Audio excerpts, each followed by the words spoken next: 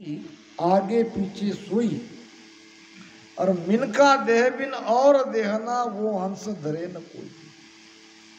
मगर कुदरत कला जगी तो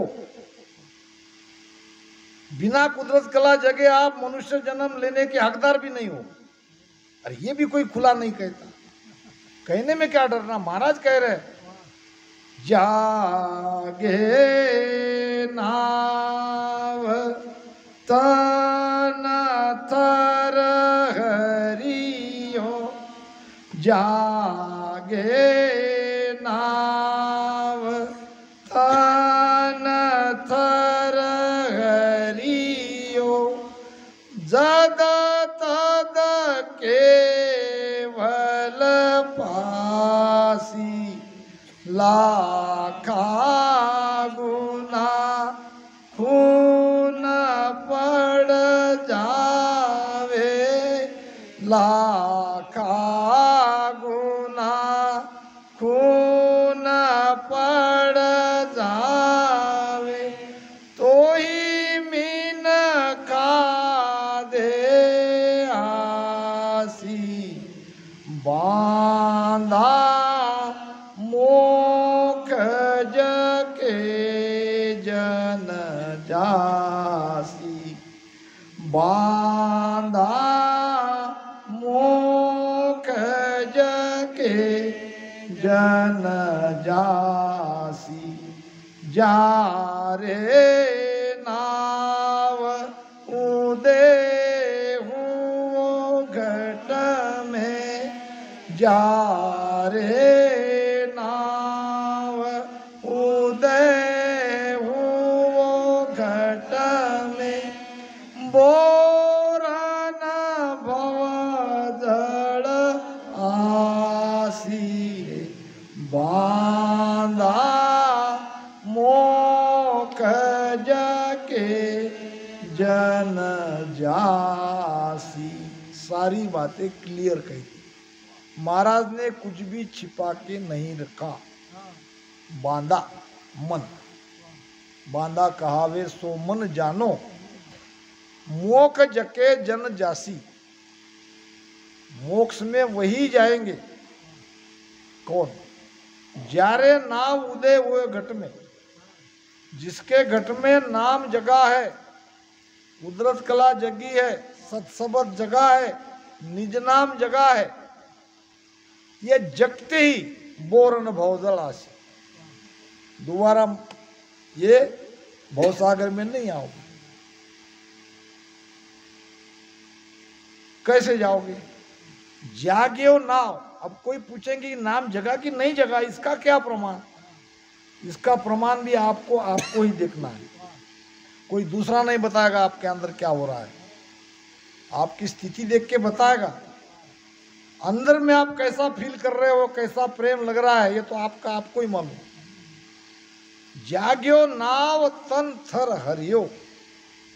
अगर ये रोम रोम में आनंद आ रहा है, ये खड़ी हो रही है, अंदर में रोमावली जग रही है, शरीर वाइब्रेट हो रहा है, धूज रहा है, तन थर हरियो।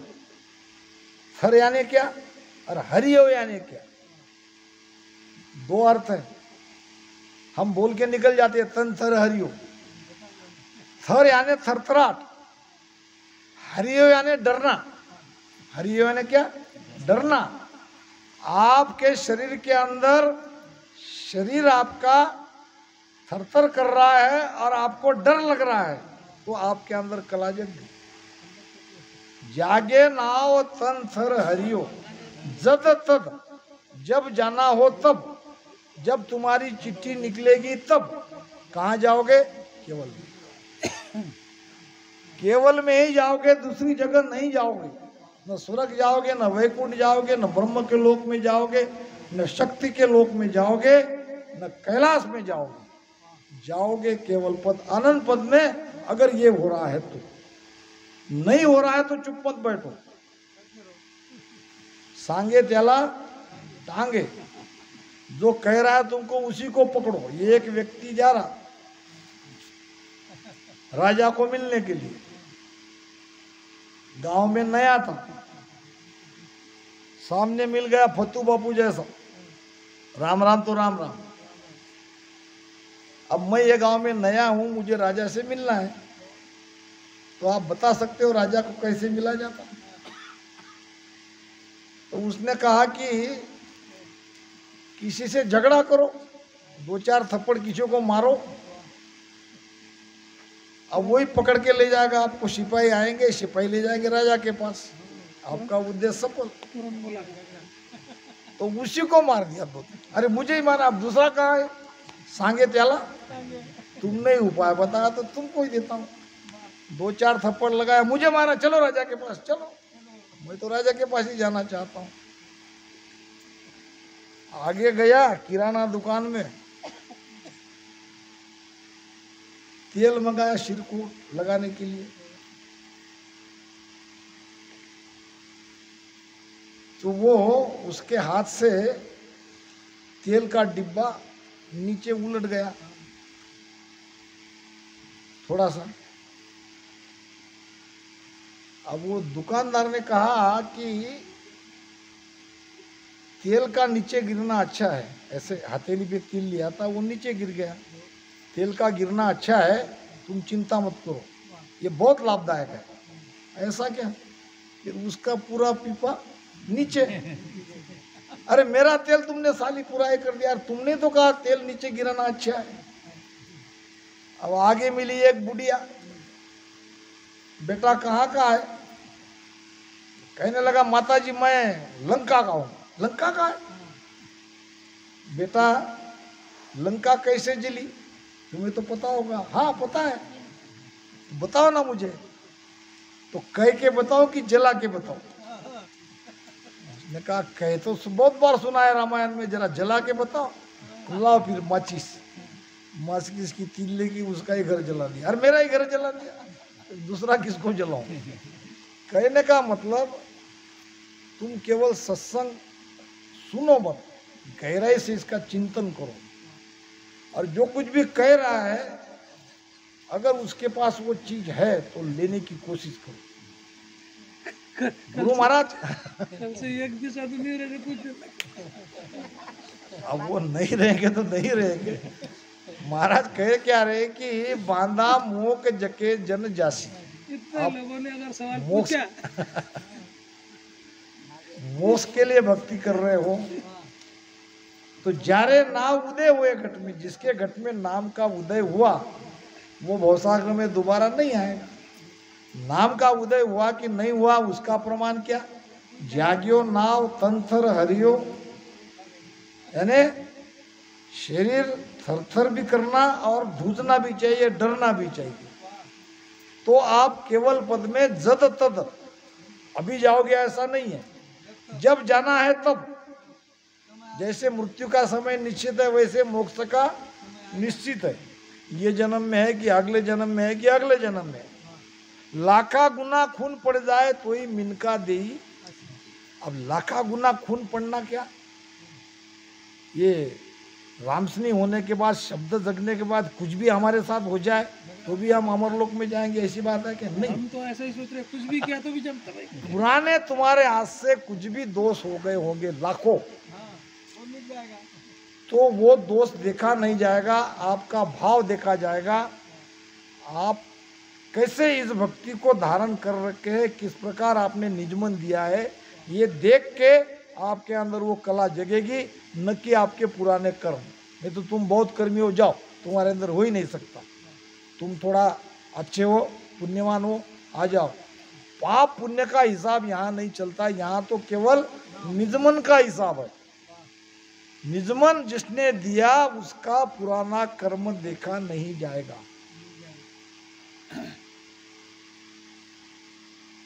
तो एक बीज है केवल का और एक बीज है माया का। केवल का बीज आपको मिलेगा तो केवल पद में जाओगे, और राम राम करते करते माया का बीज आपने ले लिया तो माया में जाओगे। सांस उसास ये दो बीज है। अगर आपकी लीव श्वास में लग रही है तो आप माया में जाओगे। मैंने पहले कहा कि श्वासास्त्री है।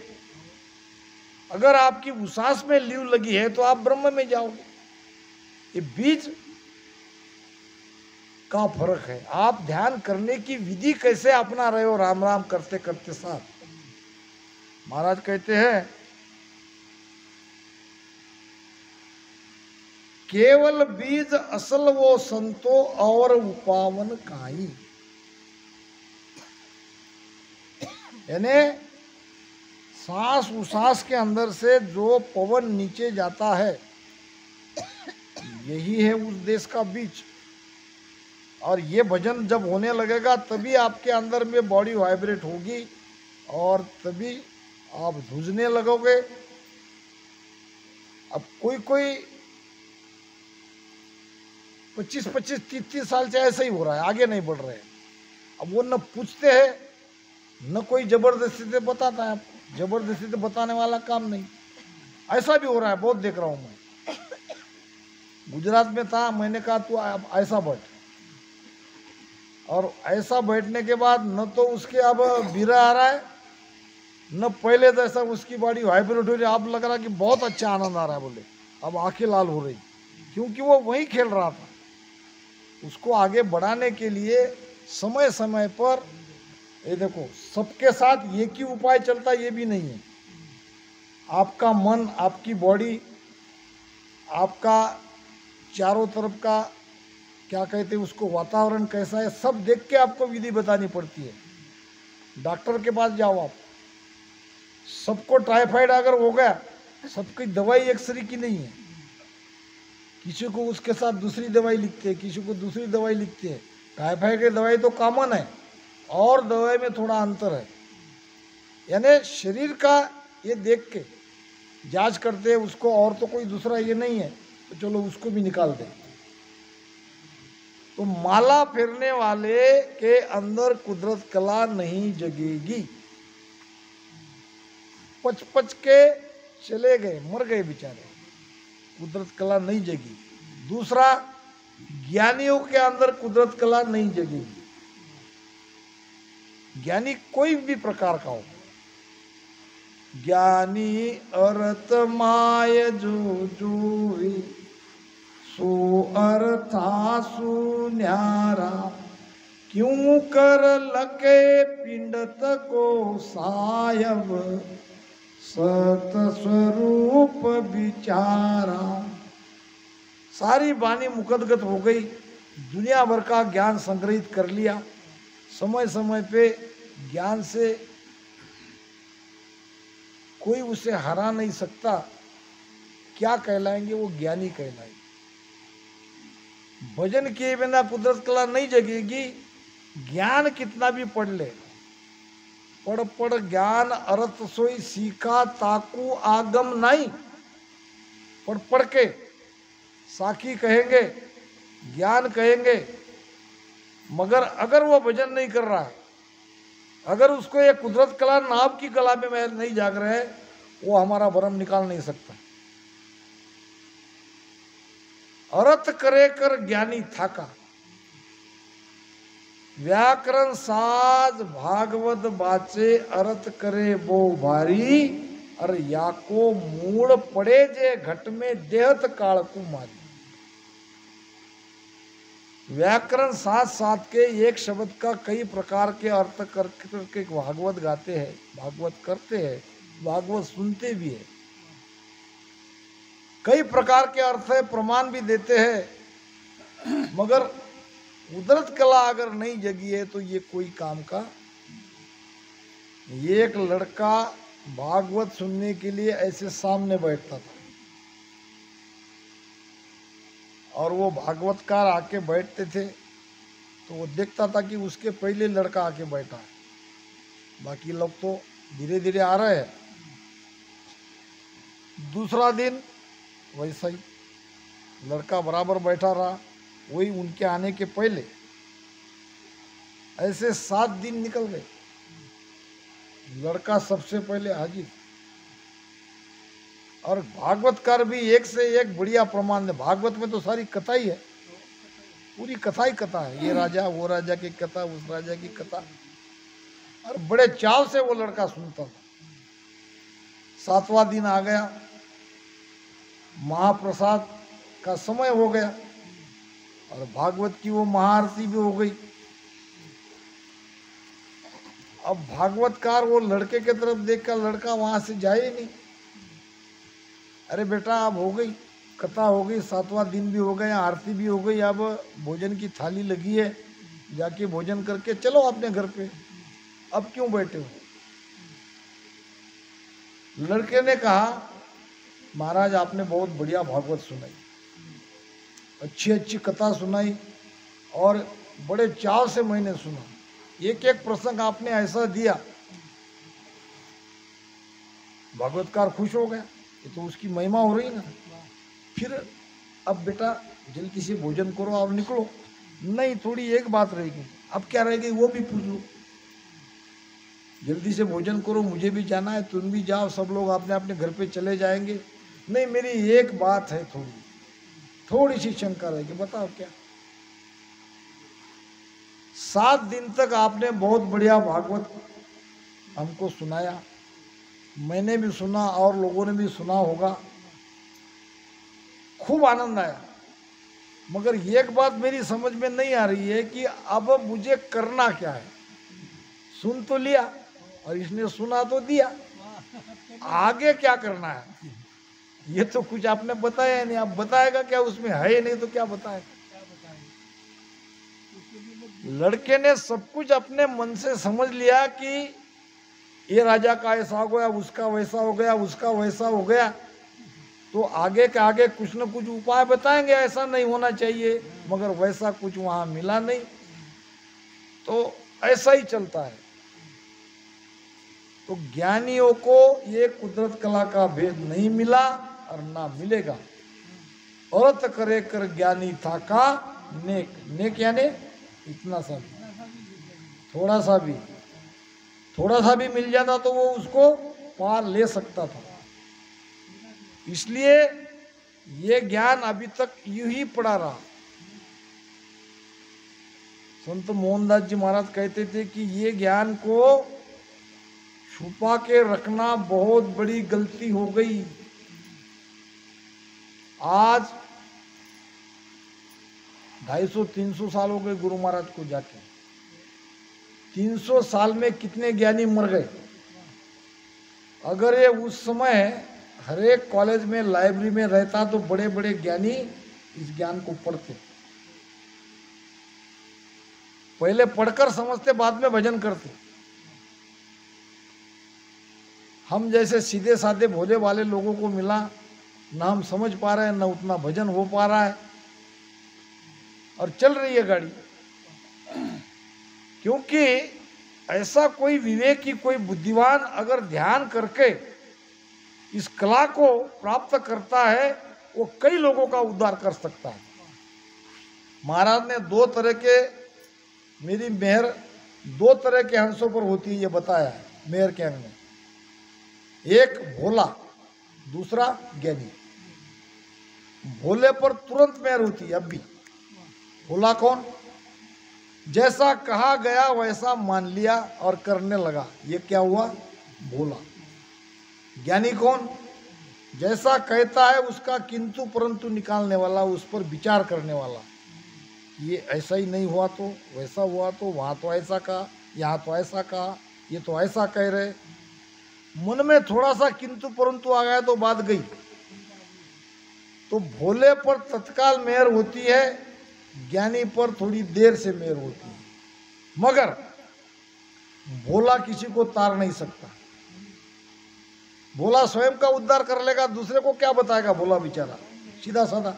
मगर एक ज्ञानी हजारों लोगों को तारेगा।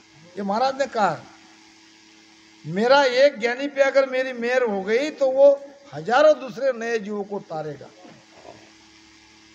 तो ऐसे ऐसे बड़े विद्वान आज 300 साल में चले गए। ये ज्ञान खुला रखना चाहिए। राम दड़ी चौड़े पड़ी, संतों की साखी है।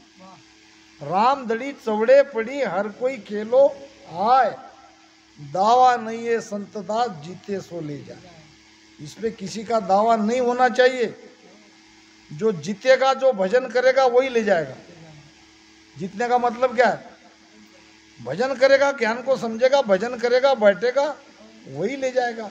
ये परंपरा से एक घराने के ऊपर नई बात होती है, उसका दादा गुरु, बेटा भी गुरु, पोता भी गुरु, पोते का आने वाला भी गुरु, ये परंपरा वाली बात नहीं है।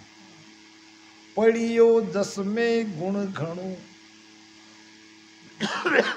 जे कर सके कोई, जुग जुग शोभा रहे, गुरु री जे कहूँ तोय, गुरु री जे कहूँ तोय, रीज में निज पद पावे, उलट चढ़े आकाश फोड़ ब्रह्मांड कुजावे, सुख राम कहे सूरा सुनो, सत्य वचन ये होय, पढ़ियो जस में गुण घणो, जे कर सके कोई।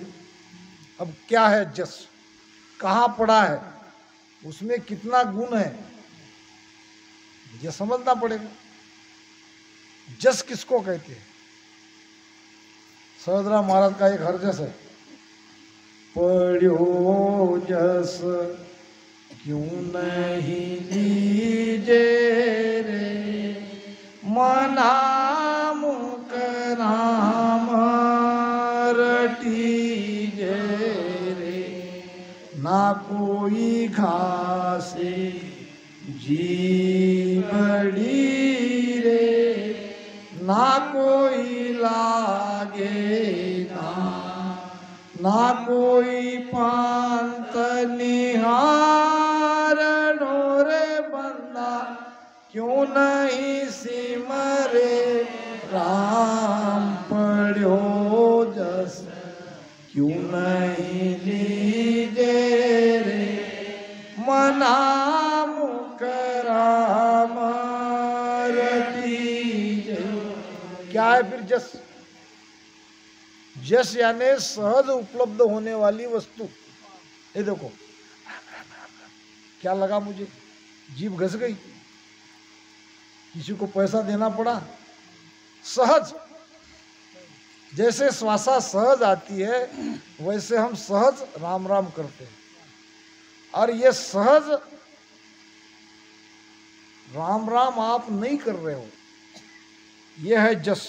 गुरु महाराज की वाणी, वाणी में लिखा हुआ राम राम, ये सहज उपलब्ध है, सबके घर में है। पढ़ियो जस में गुण घणो, ये कोई चार कपड़े में बांध के केवल आरती के लिए नहीं है, इसको आप पढ़ो। पढ़ियो जस में गुण घणो। एक शेठ जी थे, विदेश में थे, और हमारे भारत के 2 शहरों में उसका कारोबार था, और वहीं से पुराने जमाने में पत्र व्यवहार चलता था, अंतर्देशीय पोस्ट कार्ड। अब आगे जो भी माल था उसके गोडाउन में, उसके भाव गिरने वाले थे। दोनों दीवान जी को उसने 2 लेटर भेज दिए। अब एक ने उसका मायना पढ़ा, शेठ जी क्या कह रहे हैं। उसमें लिखा था कि गोदाम में जितना भी हमारा माल पड़ा है सबको सब मार्केट में बेच दो, भाव गिरने वाले हैं। अब जितना भी माल था जैसे शेठ जी ने कहा वैसे बेच दिया और पैसा उनके बैंक खाते में डाल दिया। दूसरा दीवान जी मालिक का नौकर, मालिक का लेटर आया, मालिक का लेटर आया, उसको रख दिया देवघर में। पूजने लगा, फूल डालने लगा, मेरे मालिक ने मुझे पत्र दिया, मेरे मालिक ने मुझे पत्र दिया। अब ऐसे ही निकल गए वो तेजी के। फिर माल बहुत भाव उसके कम हो गए। मालिक ने दोबारा लेटर गिरा कि तुमने अभी तक गोदाम में माल जो पड़ा है वो बेचा नहीं क्या? अब तो उसके कौड़ी के भाव हो गए। अगर बेचा है तो पैसे खाते में क्यों नहीं डाले? तब देखा उसने पहला वाला पत्र, उसको तो वैसे ऐसे कर रहा था। अरे मैंने क्या किया, मैंने पढ़ा नहीं, आज कितना करोड़ों का नुकसान सेठ जी का हो गया। अगर ये वाणी ऐसे ऐसे करने के लिए अगर रखी है तो आप भी वही दीवान जी वाले हो, आपको पढ़ना पड़ेगा। छोटे छोटे बच्चे हैं उनको पढ़ाओ, उनको बिठाओ वाणी पे। वाणी केवल आरती के लिए नहीं है, वाणी पढ़ने के लिए पढ़ियो जस में गुण गणो, ये वाणी सहज उपलब्ध है। अगर पढ़ोगे तो इसमें का गुण का पता आपको चलेगा। जे कर सके कोई, जो ये पढ़ेगा या किसी से सुनवाएगा पढ़ के, दूसरा पढ़ेगा वो सुनेगा, मगर इसके भेद के तह तक जाएगा, क्या होगा? जुग जुग शोभा रहे। आज हम हमारे महाराज की महिमा कर रहे हैं, महिमा आपकी भी होगी। जुग जुग, आज 9 साल हो गए, तो आपकी भी मोक्ष तिथि, आपकी भी पुण्य तिथि बरसी मनाई जा सकती है, अगर आप इस वाणी को पढ़ के, इसको भेद को धारण करके उस स्थिति में पहुंचोगे तो। जुग जुग शोभा रहे गुरु रीजे कहूं तो, वो सदगुरु, वो परमात्मा आपके ऊपर रीजेगा। जिसके क्या होगा? गुरु रीजे कहूं तो। पढ़ियो जसमें गुण गणो, जे कर सके कोई, जुग जुग शोभा रहे गुरु रीजे कहूं तो। गुरु रीजे कहूं तो, रीज में मोक्ष पद पावे। गुरु के रिझने में उनकी कृपा से आपको ये अमरलोक मिल जाएगा। कैसे? उलट चढ़े आकाश, ये रीढ़ की हड्डी से, बंकनाल से, सुकमणा से ये आकाश है, और ये ब्रह्मांड को फोड़ के आप अमरलोक में जाओगे।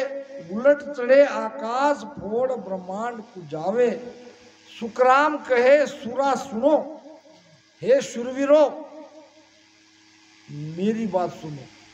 मैं आपको यूं ही नहीं कह रहा हूं, सुखराम कहे सुरा सुनो, सत्य वचन ये होए। ये मेरे वचन सत्य है। अब क्या महाराज को कहना चाहिए? सारी बातों का खुलासा कह दिया। राग छत्तीस राग बंद गावे, गुण प्रगटावे लाई। राग छत्तीस राग बंद गावे, गुण प्रगटावे लाई। पच पच मुआ रात दिन सारा, कुदरत कला न पाई। पच पच मुआ रात दिन सारा, कुदरत कला न पाई। राम कुदरत कला न पाई। नाव कला विद न्यारी ओ संतो, नाव कला विद न्यारी। राग 36, राग कितने हैं? 6। फिर ये 36 क्या है? एक एक राग की 6 रागिनी, ये मिला के होते हैं 36 प्रकार के राग रागिनी। अब ये राग में गुण है। मेघ मल्हार राग तानसेन गाते थे। जब जब जरूरत होती थी बादशाह अकबर को बारिश की, तानसेन को बुलाते थे और कहते थे मेघ मल्हार गाओ। अब मेघ मल्हार गाते ही बारिश शुरू हो जाती, धूप काल में भी, बारिश के दिन नहीं, कभी भी। तो राग गाने में वो गुण है। ऐसा ये कुदरत कला का कोई गुण नहीं है ऐसा कि ऐसा करोगे तो ये जगी जाएगी, वैसा करो तो ये जगी जाएगी। ऐसा कोई इसमें कोई नियमित गुण नहीं। ये तो आपका प्रेम आ गया तो जग गई, आप में अंतराय रखा तो नहीं जगेगी। आपने पूरी तरह से तन मन अर्पण गुराजी नदीजे, आठों ओर आज्ञा मा पतिव्रत खांड कबो नहीं कीजे, हारे मन गुरु मुकई मरत जर रे, फूटरिया मन। बस यही गोता खाते। तन मन तो गुरु को अर्पण कर दिया, मगर सत्संग तक, जब तक भजन कहते तब तक, यहाँ से निकल गए तो अपन वापस ले लिया, तन भी ले लिया, मन भी वापस ले लिया। घर को चाहिए हमको, घर कैसे चलेगा? दिए वो चीज वापस ले ली। आटो पोर की तो बात ही नहीं है। आटो पोर आज्ञा में है क्या? अगर 8 पोर आज्ञा में है, तन मन धन गुरु को दे दिया, कला क्यों नहीं जगेगी? फिर तो आपके अंदर वो इमरत बरसनी चाहिए। यही हम गलती खा रहे हैं। ये बहुत ऊंची भक्ति है, इसके लिए त्याग भी बहुत ऊंचा है। तो समय हो गया काफी।